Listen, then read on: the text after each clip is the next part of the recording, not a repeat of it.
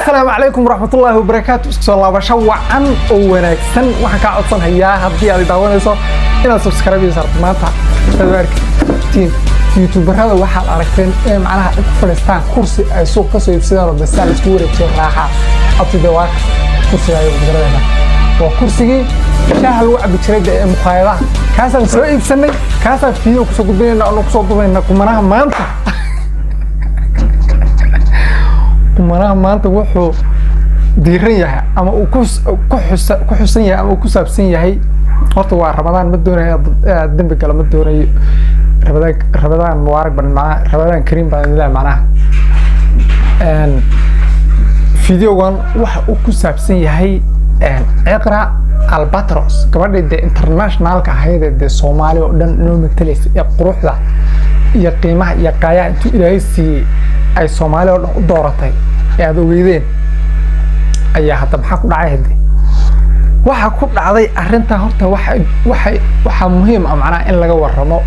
oo de magaranaysa hadii si qoto dheer loo fiiriyo loo eego in macnaha sheekadaas ayadoo saxan oo horta la soo gudbiyo horta gabadhu ayada ka hadashay de waxeed afkeed macnaha uga ma hadlin laakiin qaab warbaahin ahaan oo qaab macnaha dadka maarta aan wada fahmi karin ay u soo gudbisay laakiin waa dhibaato weyn oo xaqiiqdii dhabar jab ku ah Soomaaliya oo dhan bay dhabar jab ku tahay dadka qaar baa moodaya macnaha gabadhaas in waxan qusayso oo ayadoo ay maagaartay ama khasaare ku tahay ama faa'iido ku tahay waxay doonay ku qabto ayadoo wax un ayadoo ku ogaam ayadoo ku kooban bay dadka qaar moodayaan laakiin arintaanu waa arin macnaha Soomaali oo dhan wada qusayso oo hadii ay macnaha ay gabadhaasu meel fiican tagtana Soomaali oo dhan sharaf keenaysa hadii ay macnaha ka hoos dhacdana innaga ay falxumaan ugu tahay hadaba waxa dhacday Iqra Albatros waa horta qof public figure aan dadka wada yaqaanaan waa inantii u tartamaysay Miss Soomaaliya macnaha waxay u tartamaysay quruxda hablaha dunida oo dhan adduunyadu casr baa la joogaa wax kasta waxay u baahan tahay wax in ugu tartamo haday noqoto ciyaaraha waa inaynu lahaanaa wax in ugu tartama haday noqoto orodkii maaradoonaa waa inaynu lahaanaa qof ina matala oo adduunkeena matala si aad ma garanaysa haday sharafta wax adduunyada si aan la soconaa macnaha abu haddii ay noqoto quruxda hablaha ma sha Allah cid naga habla qurux badan ma jirto marka waxa dhacday macnaha gabadhaas in ay tartankii Soomaaliya ee gabdhaha quruxdooda in ay ku guuleysatay kii Afrika ku guuleysatay hadaba kii adduunweynaha oo dhan oo ka dhici lahaa dalka Poland ayaa ka qayb gali lahayd waxa ay samaysay waa is-aasishay oo gabi ahaanba waxa ay tiri mashraxii internationalka ah ee aan ka qayb gali lahayd dalka Poland waa aan tanaasulay oo waa aan joojiyo kama qayb galayo hadaba gabadha heerka iyo horumarka hiigsanaysay sababta ay isku asishay waxay tahay baad leedahay waxa dhacday horta gabadhan maadaama oo daldan iyo daldan ay matalayso qofku waxa loo baahan yahay hay'ad ama qof manager adigu waa inay heshaa wax fangareeya haddii noqoto shootinga haddii noqoto qofku waxa uu baahan yahay in la soo bandhigo Soomaha illa qofku dresskan iyo waxan wuxuu doonayaa inuu ka qayb galo macnaha tartan ma garanaysa dharka ama xayisiinta fashionka ama styleka iyo quruxda waxa dhan shootinga macnaha lacag badan ku baxaysa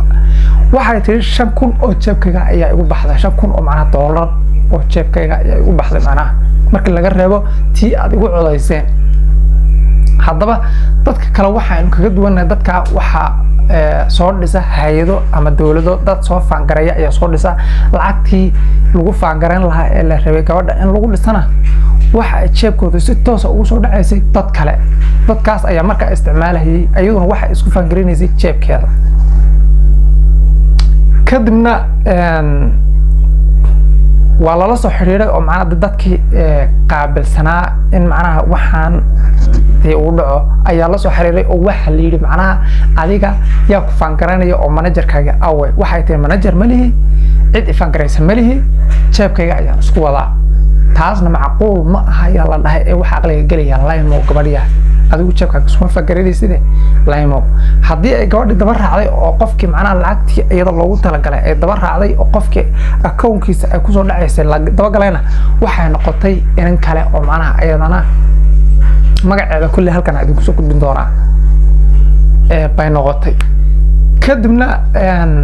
markay ogaatay in ay macnaha arrintii fashilantay gabadhii lacagtii akoonkeeda kusoo dhacaysa waxa ay tiri walaalay ha ceebaynin ee lacagtaas waan helayay dheh. kadibna iqra albatros waxay tahay anigu been iskama sheegayo ismana ceebaynayay ee arrintaas adiga ayay ku qusaysaa kula jirtaa lacagtaas adiga ay jabka kusoo dhacaysay waxaad adigu dooni samee. kadibna waxay dhacday in ay gabadhii maadaama ay manajarad ahayd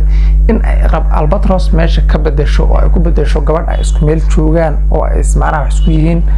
ama qabiil ahaan la dhaamo adigu tu yaro de intan leeg hadda waa halkan adigu soo gudbinayaa. haddaba inantaas hadda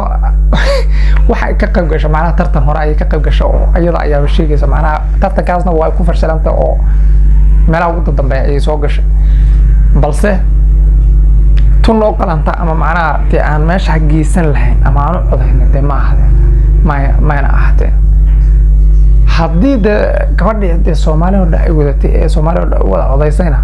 ay meesha ka baxdaan taa micneheedu waxay tahay dee waan ku soo ceeboobaynaa dee meesha wax la isku raacsan yahay la yimaado. aad iyo aad baa umahadsantihiin daawashada fiidiyogan arrintaasna waxay ahayd arrinta